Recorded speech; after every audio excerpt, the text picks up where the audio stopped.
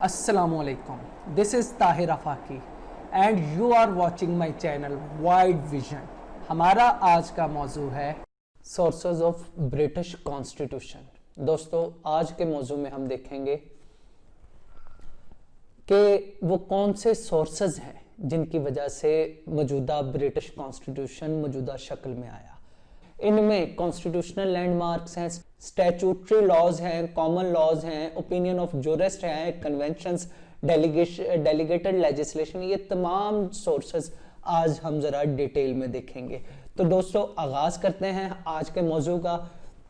सबसे पहले ये याद रखें कि ब्रिटेन कॉन्स्टिट्यूशन ये असल में एवोल्यूशनरी ग्रोथ के बाइस वजूद में आया है।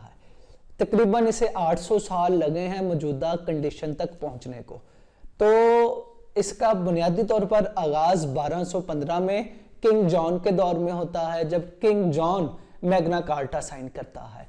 तो इससे आगाज होता है डेवोल्यूशन ऑफ पावर का। इससे पहले किंग के पास तमाम तरह की पावर्स थी, तमाम तरह की अथॉरिटीज थी, लेकिन ग्रेजुअली ये अथॉरिटीज पहले हाउस ऑफ लॉर्ड्स को ट्रांसफर हुई, फिर हाउस ऑफ कॉमन को, और आज मौजूदा शक्ल में सामने आई। मैग्ना कार्टा के बाद पार्लियामेंट पावर्स 1265 में ट्रांसफर की गई, पार्लियामेंट को फॉर्मेट किया गया, और फिर उसके बाद ग्लोरियस रेवोल्यूशन में पावर्स काफी हद तक पार्लियामेंट को ट्रांसफर हो चुकी थी। तो ये एक एवोल्यूशनरी ग्रोथ के बाइस जो है ब्रिटिश कॉन्स्टिट्यूशन वजूद में आया। ये कॉन्स्टिट्यूशन अनरिटन है, लेकिन इसमें कुछ हिस्सा जो है रिटन है, जिसे हम स्टैट्यूट लॉ कहते हैं, और फिर उसके बाद इसमें कुछ जुडिशियल डिसीजंस हैं जो कि रिटन हमें मिलते हैं। बाकी इसका तमाम का तमाम हिस्सा अनरिटन है। तो आगाज करते हैं। पहला इसका जो सोर्स है उसे हम कॉन्स्टिट्यूशनल लैंडमार्क कहते हैं या रिटन डॉक्यूमेंट्स कहते हैं। ये डॉक्यूमेंट्स, इनका आगाज होता है मैग्ना कार्टा से। मैग्ना कार्टा 1215 में पास हुआ। कुछ बैरन्स ने बादशाह से ये पास करवाया, और उसके तहत बादशाह अवाम पर टैक्स इंपोज नहीं कर सकता। बादशाह जब भी टैक्स इंपोज करेगा तो बैरन्स की मर्जी से इंपोज करेगा, खुद इंपोज नहीं कर सकता, इसलिए इसे ग्रेटर चार्टर कहते हैं। फिर उसके बाद बिल ऑफ राइट्स 1628 में पास हुआ। उसके बाद पिटिशन ऑफ राइट्स 1628 में पास हुआ। बिल ऑफ राइट्स 1689 में हुआ। जब ग्लोरियस रेवोल्यूशन आया तो इसके तहत बादशाह की पावर्स को डिक्रीज करके तमाम पावर्स पार्लियामेंट को दे दी गई। और फिर एक्ट ऑफ सेटलमेंट है 1701 में आया। तो ये इस लिहाज से जो है ये वो तमाम वो कॉन्स्टिट्यूशनल लैंडमार्क्स हैं। फर्दर ऑन इसकी डिटेल बहुत ज्यादा है। तो इस लिहाज से हम कह सकते हैं कि ब्रिटिश कॉन्स्टिट्यूशन ये बेसिकली एवोल्यूशनरी है। तकरीबन पिछले 800 साल में जितनी भी लेजिस्लेशन हो चुकी है ये सारी की सारी इसका हिस्सा है, और फर्दर ये ऑर्गेनिक नेचर का हामिल है, यानी फर्दर इसमें ग्रोथ होती जा रही है। जैसे जैसे वक्त गुजरता जा रहा इसमें ग्रोथ होती जा रही है। फिर दूसरे नंबर पर स्टैट्यूट्स, ये ब्रिटिश कॉन्स्टिट्यूशन का सोर्स है। तो स्टैट्यूट्स क्या है? स्टैट्यूट्स एक्ट्स ऑफ पार्लियामेंट्स हैं, यानी पार्लियामेंट जो भी कानून साजी करती है वो सारे का सारा स्टैट्यूट लॉ कहलाता है। यानी कि अब तक बरतानवी पार्लियामेंट ने जितनी भी कानून साजी की हैं इन रिटन फॉर्म, जो भी उसने कानून पास किए हैं वो सारे का सारा ब्रिटिश कॉन्स्टिट्यूशन का हिस्सा है। तो अगर हम देखें ये कानून साजी में कुछ अहम कानून साजियां जो हैं उनमें हैबियस कॉर्पस एक्ट है जो 1671 में पास किया गया। रिफॉर्म एक्ट 1867 में पास किया गया। जुडिकेटर एक्ट 1873 में पास किया गया। ह्यूमन राइट एक्ट जो कि अभी लेटेस्ट है 1998 में पास हुआ। और पार्लियामेंट एक्ट और हाउस ऑफ लॉर्ड्स एक्ट, ये मुख्तलिफ ये स्टैट्यूट्स हैं जो कि पार्लियामेंट ने पास किए हैं। फिर उसके बाद हम देखते हैं थर्ड हमारा सोर्स है कॉमन लॉ। कॉमन लॉ उसे सिंपली जो है डिफाइन किया जाता है, ब्लैक्स लॉ डिक्शनरी से इन अल्फाज में डिफाइन करती है, the body of law drive from judicial decisions rather than from statutes और कॉन्स्टिट्यूशन। जुडिशियल डिसीजंस जो हैं ये बेसिकली कॉमन लॉ कहलाते हैं, यानी कि इसे जज मेड लॉ भी कहा जाता है। और इसके जो बेसिक सोर्सेज हैं वो किंग प्रीरोगेटिव और कस्टम्स इसके बुनियादी सोर्सेज हैं। तो कॉमन लॉ के बारे में मुख्तलिफ जूरिस्ट की राय है कि जज ही असल में लॉ मेकर हैं।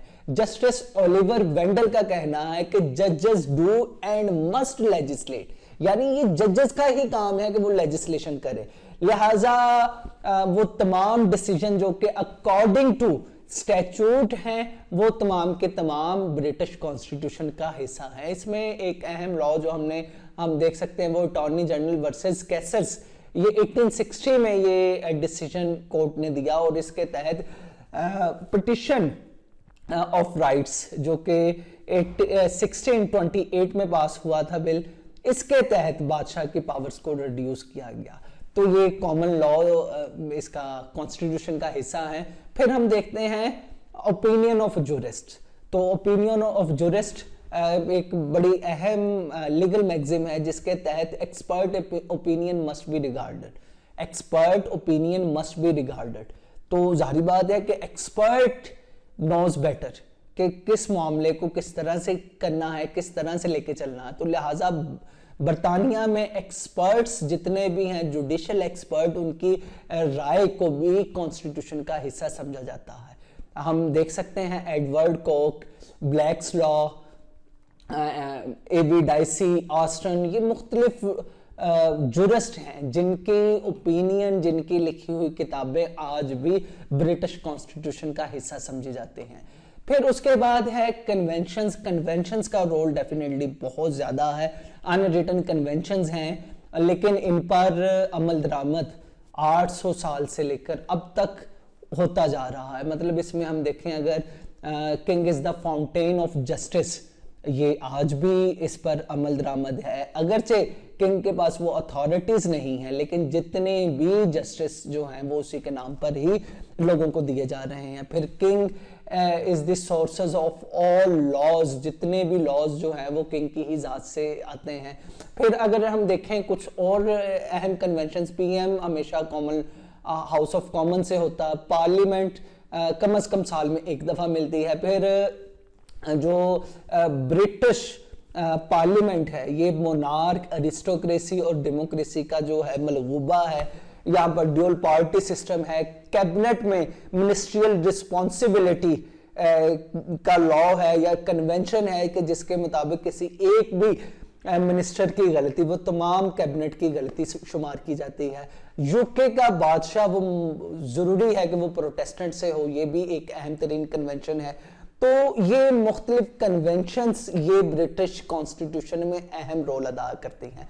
फिर उसके बाद लास्ट पे हम देखें डेलीगेटेड लेजिस्लेशन है। डेलीगेटेड लेजिस्लेशन मीन के स्टेट्स को मरकज ने जो पावर्स डेलीगेट की हैं, अब वो स्टेट्स जैसे आयरलैंड, स्कॉटलैंड, वेल्स, इंग्लैंड, ये स्टेट्स अपनी जो कानून साजी कर रही हैं, ये कानून साजी भी कॉन्स्टिट्यूशन का हिस्सा है। तो ये दोस्तों ये कुछ अहम सोर्सेस ऑफ लॉज हैं, ब्रिटिश कॉन्स्टिट्यूशन के सोर्सेस हैं। तो इसमें हम इन सब सोर्सेस से जो एक बात हमारे जहन में आती है वो यही है कि British constitution is the most flexible constitution.